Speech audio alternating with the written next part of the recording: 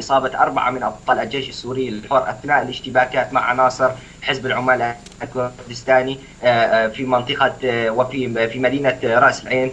استشهدوا وهم من أبطال الجيش السوري الحر في محافظة الحسكة بعد تجدد الاشتباكات مع عناصر حزب العمال الكردستاني. كما أيضا الاشتباكات استمرت بين الطرفين، واستشهد واستشهدوا الشباب من أبطال الجيش السوري الحر على اثر هذه الاشتباكات بعد يعني قنصهم من قبل قناصة حزب العمال الكردستاني.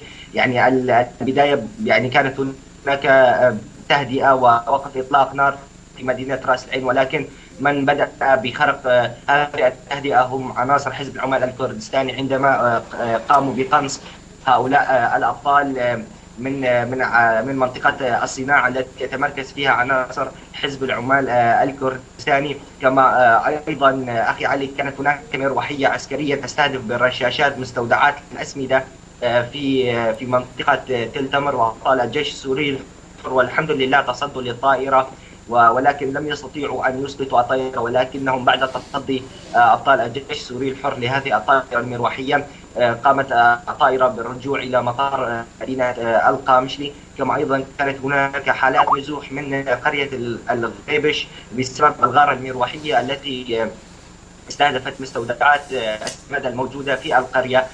أيضا قبل قليل وردنا خبر وهو اعتقال قائد لواء شهداء الظاهرية خضر اليوسف الطائي أبو هيثم ظهر اليوم على مفرق جازية عامر في مدينة القامشلي.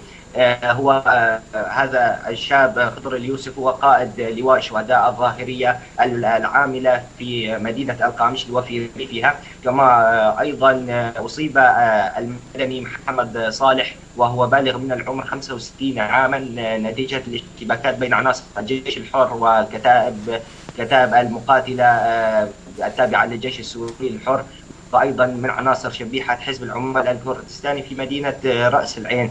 يعني الوضع الآن أخي علي كانت هناك كما ذكرت وقف لإطلاق النار، ولكنهم بدأوا بخرق هذا الوقف لإطلاق النار وخرق مبادئ الهدنة. الجيش السوري الحر أعلن بدء عملية ومعارك تطهير مدينة رأس العين من أذناب النظام، ويخص هنا حزب العمال الكردستاني، وأنباء الآن تتوارد من تطهير المشفى الوطني الذي يتمركز فيه عناصر حزب العمال الكردستاني. وهناك أيضا قتيلين وقناصين تابعين لحزب العمال الكردستاني، إضافة إلى عدد كبير من القتلى هم الآن ما زالت جثثهم موجودة على حاجز الصناعي الذي يتمركز فيه عناصر وقوات حزب العمال الكردستاني. أما بصورة الوضع في مدينة القامشلي الوضع يعني سيء جدا، حواجز تقطع وسط المدينة بشكل كبير، تواجد للشبيحة معهم عصي كهربائية وأيضا أسلحة كلاشينكوف رشاشة، وأيضا تواجد لقوات الأمن الأسدية داخل الشوارع.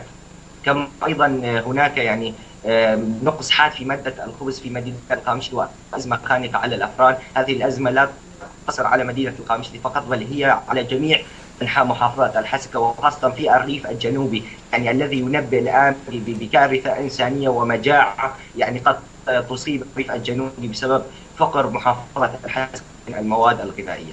نعم سلار، إذا الحسكة كانت هادئة نسبيا وها هي تنضم إلى الأخواتها من المحافظات والمدن السورية الأخرى. سلار أشكرك جزيل الشكر.